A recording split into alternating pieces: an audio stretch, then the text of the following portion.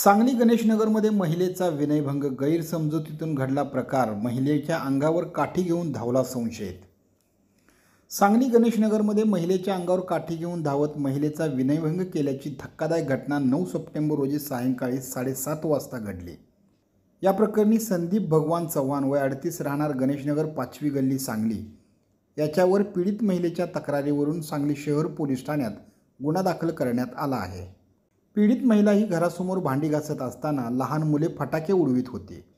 पीडित महिला ह्या त्या मुलांना ओरडत होत्या. पीडित महिला ही संशयित आरोपी याला शिव्या देत असल्याचा गैरसमज करून घरातली काठी घेऊन तो पीडित महिलेच्या अंगावर धावत गेला.